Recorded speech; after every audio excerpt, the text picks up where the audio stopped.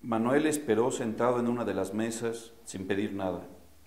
Francisco aún no había llegado, así que aprovechó para releer la noticia en el diario. Después contempló la acera, las otras mesas, el mar gris de la fotografía que seguía sin decirle nada, muerto en su marco de madera.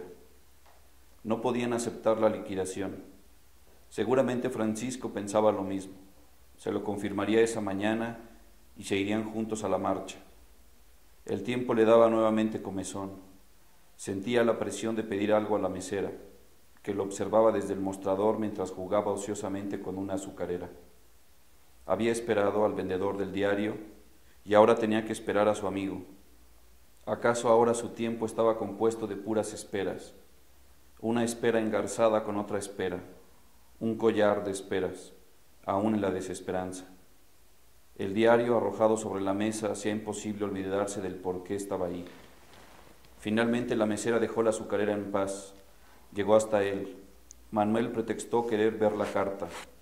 Miraba los nombres de las bebidas y sus precios, pero seguía pensando en el día de ayer y en el discurso del líder. Era increíble que echaran así a tantos. No podía ser verdad. Antes de que él llegara a casa, Alma había encendido la televisión. Se había llenado de tonterías, por eso estaba así. No entendía bien la situación. Pronto se arreglaría, cavilaba Manuel. Solo faltaba un poco de presión, para eso era la marcha. Al ver la carta reparó que de todos los tipos de cafés que vendían ahí, él únicamente había probado el expreso. Siempre pedía lo mismo. Finalmente llegó Francisco, saludó, se sentó y pidió un café americano. Manuel un expreso doble cortado. Se quedaron callados un instante mirando las paredes del café, como haciendo tiempo nuevamente, aplazando el diálogo, como si estuvieran reconociendo o identificando el lugar.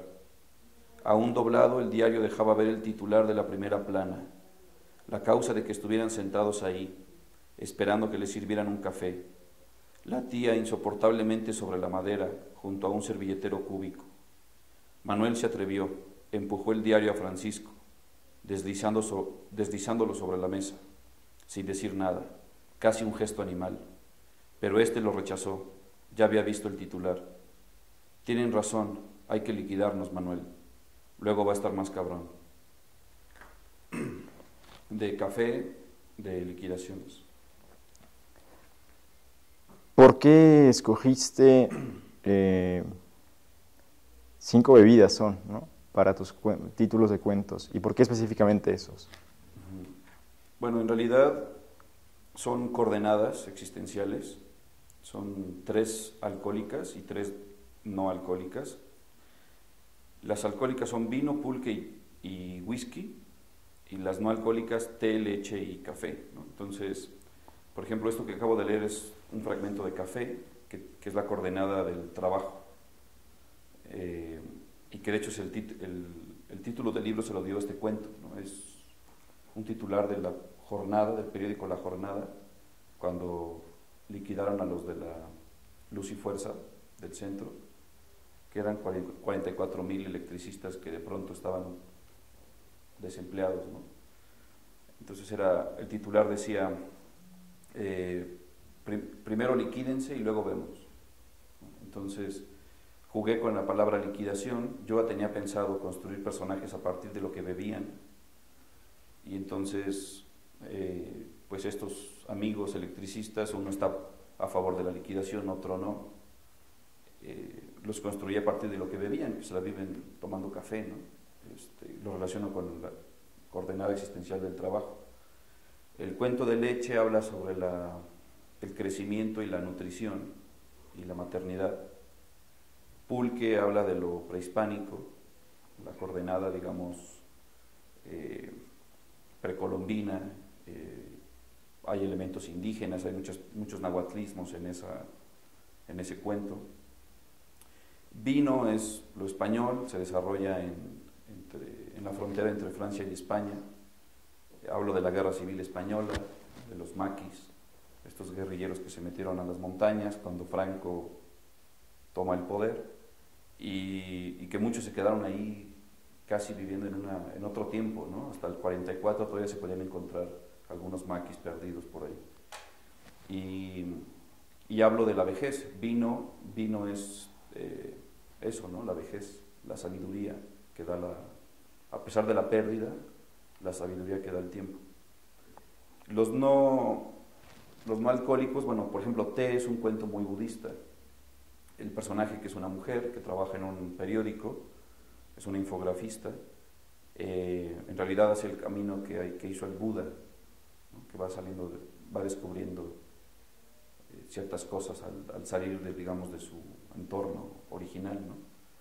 Y es muy pacífico, muy contemplativo. El personaje se la vive mirando las cosas, ¿no? Muy naturalista. ¿Y qué otro me falta? Whisky. Whisky es una versión muy libre de la metáfora bíblica del hijo pródigo. Entonces es un hombre que regresa a Puebla después de mucho tiempo, a un invernadero en Atlisco, a la casa del padre, pero regresa a morir, ¿no? De hecho muere ahogado en su propio vómito, como dicen que murió Edgar Allan Poe. Y algo hay de Dylan Thomas también, ¿no? No sé cuántos whiskies se echó antes de morir, como 20, algo así. Eso dicen. Oye, Bakhtin dice en Yo también soy que la contemplación estética y el acto ético no pueden hacer abstracción de la singularidad concreta del lugar que el sujeto de esta acción o contemplación artística ocupa en el mundo. Dice también que las acciones contemplativas generadas por el excedente de la visión extrínseca e intrínseca del otro son precisamente acciones puramente estéticas. Algo parecido irá también Levinas, ¿no? En el humanismo del otro hombre. ¿Qué hay de esto? Es decir, la estética debe ser ética, la literatura que tú haces, tu interés específicamente en liquidaciones en general, en tu literatura, tu forma de concebirla, ¿es ético? ¿Crees que sea posible hablar de ética en un acto estético? ¿Y cómo te vinculas tú con el mundo que está alrededor de ti en tu literatura? Bueno, desde Kant, digamos, la separación de la esfera estética y de la ética ha sido tajante. El dichoso arte por el arte, la obsesión moderna por no mezclar esferas religiosas, políticas o éticas simplemente con lo estético, es innegable, ¿no? Cuando uno se siente a escribir debe pensar en la escritura, no en otra cosa o en otro parámetro. Sin embargo, yo creo que esa pretensión moderna es un tanto ingenua, justamente. No se puede ser imparcial, no se puede no tomar partido. Si tú eliges ciertos temas, si tú eliges incluso cierto género o ciertas formas, estás haciendo una elección también ética, ¿no? Recuerdo una frase de Godard que decía que un traveling era un asunto de moral, ¿no? Más que formal. Él no hacía travelings por un estilo de cine o por una cuestión meramente estética, sino decía que era un asunto moral, ¿no? Él quiere seguir al objeto profílmico y por eso lo perseguía, ¿no? Era una cuestión de veracidad, de autenticidad, ¿no? De no esconderle cosas al espectador. Y yo creo que cuando uno está escribiendo, consciente o inconscientemente, estás haciendo decisiones que te comprometen con lo que dices y con las formas. Te puedes comprometer con el lenguaje mismo, con ciertos prototipos de hombres o de mujeres que tú generas a la hora de construir personajes. Si quieres hacer reír, si quieres provocar miedo, si quieres provocar una toma de conciencia o una reflexión. Entonces yo creo que actualmente es medio ingenuo pensar que uno puede moverse puramente en el plano estético cuando escribe. Yo creo que todo acto estético o todo acontecer estético implica una repercusión ética. Ahora, si tú te fijas, por ejemplo, en Liquidaciones, el único cuento que habla así de un asunto social muy claro, muy preciso, es el de Café, es el que acabo de leer, ¿no? El fragmento que acabo de leer. Los otros cuentos son muy intimistas, son, incluso yo diría herméticos, hablan de cosas muy personales. Sin embargo, creo que en mi literatura estoy proponiendo una forma de hombre y de mujer, ¿no? Hay una suerte de, me voy a poner sartreano, pues, pero hay una suerte de humanismo. Cuando yo elijo por algo, lo estoy eligiendo no solo por mí, sino para todos. Entonces, las reivindicaciones que hacen los personajes, de alguna manera las estoy proponiendo yo para todo el mundo, ¿no? Lo digo porque tú en Cerraduras, en tu poema, dices, entre otras cosas, las batallas de hoy me quedan infinitamente grandes, la conciencia podrida se abre como zanja, el desierto es un albergue para el tacto envenenado.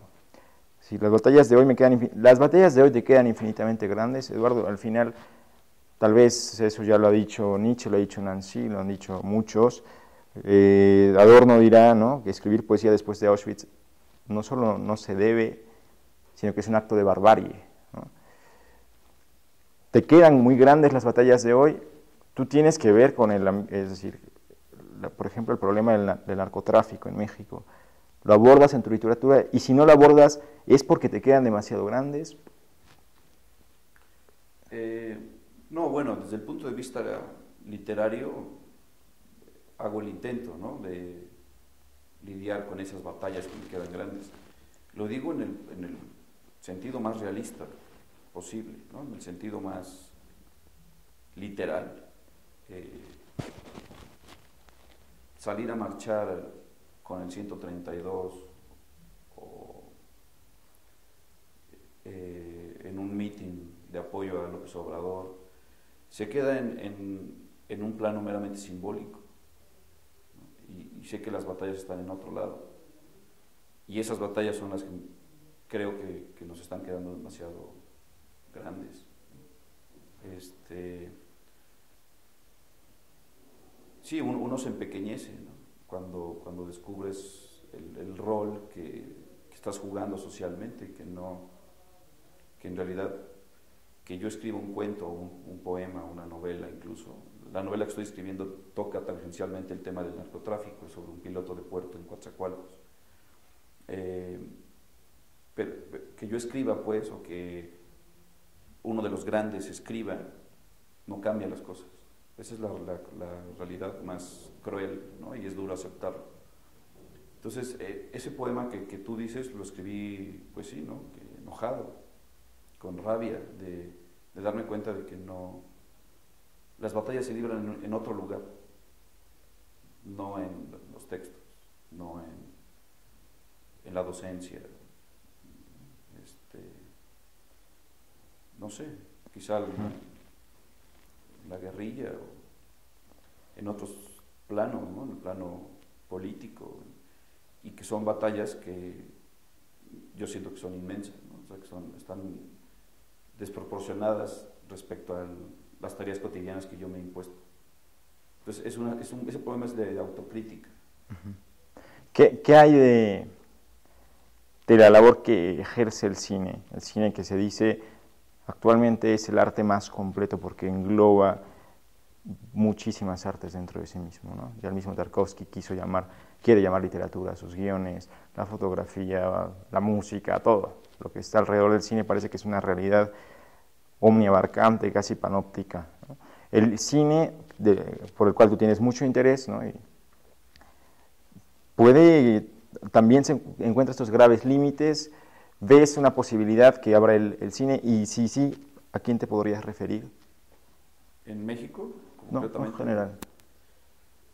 Bueno, ahora que citabas a Adorno, me acuerdo de la disputa que tenían Benjamin y Adorno, por ahí de los 30.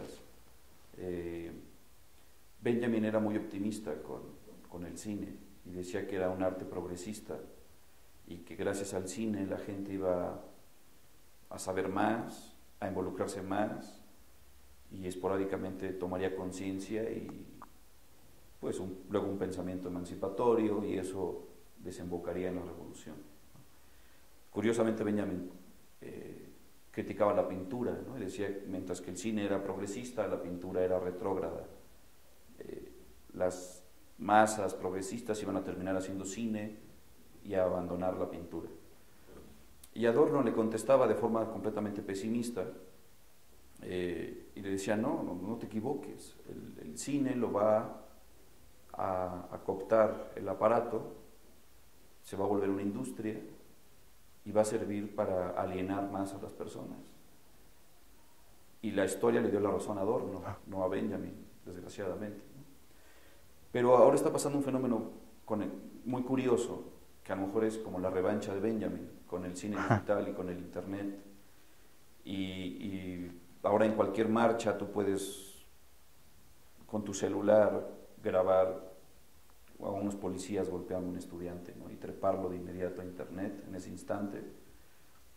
Y eso es a lo mejor a lo que se refería Benjamin, ¿no? Con digamos, la democratización de la imagen, al menos. Habrá que ver si los próximos 50 años se le da la razón a Benjamin por completo o no, pero lo que es un hecho es que triunfó Hollywood, ¿no? Triunfó el cine industria, el cine de alienación, el cine espectáculo, y ese es el cine que yo detesto, ¿no? O sea, que estrictamente desde el punto de vista lingüístico, o sea, el lenguaje visual puede ser impecable, incluso puede ser invidiable. No sé, Steven Spielberg o James Cameron, o que se te ocurre. En términos de producción, en términos de industria, son geniales. Pero que no están diciendo lo que la gente necesariamente necesita oír y ver, o que quieren oír y ver. O sea, ¿dónde están nuestras historias, ¿no? Nuestros personajes, o nuestra realidad? Y creo que fue lo que hizo Glauber Rocha en Brasil, un poco, los neorrealistas italianos, en una Italia prácticamente en ruinas, ¿no? Después de Mussolini. La nueva ola francesa es lo que intentó. Godard termina firmando sus películas en un colectivo llamado Diga Bertot, que es deliberadamente de filiación maoísta, y intentan pues sí, concientizar, ¿no? Incluso fue muy criticado por eso, es un cine político y altamente politizado. Y creo que en México el llamado cine de oro, que ahora que cumplió 100 años la doña, nos hizo mucho mal, porque encontramos una beta que funcionaba muy bien, rancheros y melodramas, caballos, paisajes fotografiados por Gabriel Figueroa, que es una maravilla, y la figura del Indio Fernández y este Star System, ¿no? También Jorge Negrete, Pedro Infante. Y después el cine, cuando terminó ese periodo, el cine mexicano entró en una deriva terrible, ¿no? Un naufragio, yo diría. Luego vino cosas terribles como el cine de ficheras, y a pesar de que hubo un repunte, también tuvimos nuestra nueva ola mexicana, por así decirlo, ¿no? Con Ripstein, con Fons, con Felipe Casals. Eran prácticamente actos individuales, ¿no? Cine de autor. A mí me choca usar ese término, pero vemos un Ripstein y sabemos que es un Ripstein, y vemos un Casals y sabemos que es un Casals. Y después de estos señores vino lo del cine de ficheras, se acabó el cine independiente, se acabó el cine que hablaba de temas de sexualidad, temas sociales, temas de desgarramiento interno, ¿no? de una sociedad mexicana, que desde Buñuel no se tocaban esos temas, desde Los Olvidados. Y luego el cine charolastrero, ¿no? El fenómeno Diego Luna, Gael García, que es regresar a la comedia, ¿no? Tenemos a nuestros nuevos sex symbols, el cine jocoso, cotidiano, de relajación. Y el cine industrial exitoso, disque mexicano, porque ni siquiera es mexicano, ¿no? Del Toro y Iñárritu y ahora Cuarón. Por ejemplo, es muy representativo que en el año en el que se hace Gravity y se hace Eli, de Amat Escalante, la película de la que se habla, la que abarrota los cines, la que gana el Oscar, es Gravity. Es un cine de evasión, sin guión. Es un desastre esa película, ¿no? Yo no sé por qué la gente la alaba, ¿no? ¿No? Que la fotografía del chivo, pues sí, Sí. ¿no? O sea, técnicamente es preciosista, eso nadie lo puede dudar, pero es un cine que no tiene nada que ver con lo que está pasando en Michoacán, por ejemplo, ¿no? O con el fraude electoral del 2006, o con la compra de la presidencia de Peña Nieto, ¿no? Del 2012. Entonces los mexicanos nos olvidamos de eso y queremos ver a Sandra Bullock en calzones gravitando quién sabe dónde, ¿no? Eso es lo que hace un mexicano. Y por otro lado tenemos a Eli, que bueno, ahorita está nominada al Ariel y yo creo que se la van a dar, ¿no? Como premio de consolación. ¿No? Y es una película que, por lo menos en la sala en la que yo la vi, hubo gente que se salió, ¿no? Es un cine del que molesta hablar, que pocas personas lo vieron, y creo que el cine de Amat Escalante, un poco como en esta corriente de Naranjo, pensando en Luis Bala, o en Reigadas, que le apuestan a un cine justamente de autor, intimista, que nos diga algo, ¿no? Que nos... Batalla en el cielo de Reigadas, yo creo que es tremenda, ¿no? Es un golpe a la mexicanidad, ¿no? O sea, bueno, ese cine yo creo que es el que deberíamos de explorar, ¿no? Y debería de proliferar ese tipo de cine. Los chavitos que estudian cine actualmente pues, quieren imitar a Cuarón, no a Matt o a Reigadas, ¿no? Sí, creo que Reigadas fue abuchado cuando fue al CCC. Bueno, en fin. Pues como diría Tarkovsky, ¿no? Al fin y al cabo un artista no ejerce su profesión para contar algo a alguien, sino más bien demostrar que quiere a los hombres y quiere servirles, ¿no? Servirles pues como pueda en el arte y como pueda o como deba éticamente también en el día a día, ¿no? Sí, y por eso hay que ser tan cuidadoso. Tarkovsky solo hizo 7 pelis. Eso te habla de la visión que tenía del arte. Es una película que va a llevar tu nombre, una vez hecha, ya no vas a poder hacer nada. Y hay gente que escribe cosas y publica cosas, como si hubiera mucho tiempo y como si pudieras decir, bueno, es que hice 10 porquerías porque en la 11ª iba a ser algo interesante. Ese es un tipo de postura que me parece irresponsable y que no tienen esta idea del compromiso con la obra. Hay directores o artistas que deliberadamente dicen que hacen ciertas cosas para tener dinero, para poder hacer después lo que les gusta, ¿no? Y eso es prostitución, eso se le llama prostitución. Los grandes, por ejemplo, Buñuel, ¿no? Sin ir muy lejos. Los Olvidados en México no fue bien vista. No lo pelaron, se la bloquearon, lo criticaron terriblemente, ¿no? De que hacía un extranjero dando esa imagen de ese México. México no era eso, ¿no? México no era indigencia, ni gente miserable, sin piernas, o niños de la calle pidiendo limosna. México era otra cosa. Tuvo que irse a Cannes, triunfar, bueno, y hoy ya nadie duda de Buñuel, ¿no? Entonces yo creo que hay artistas que están comprometidos con su obra y hay artistas o pseudoartistas. Adorno definitivamente les quitaría la etiqueta de artistas, pero bueno, pseudoartistas que más bien son productores, ¿no? Producen para ganar el Oscar o para hacer dinero, para inflar el ego.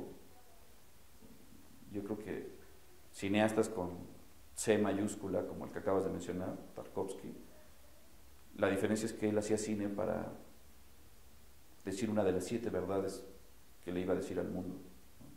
O sea, supongamos que solamente tienes 7 frases que puedes decirle al mundo antes de morir. O sea, hay una tesis detrás de cada una de esas 7 pelis que hizo, ¿no?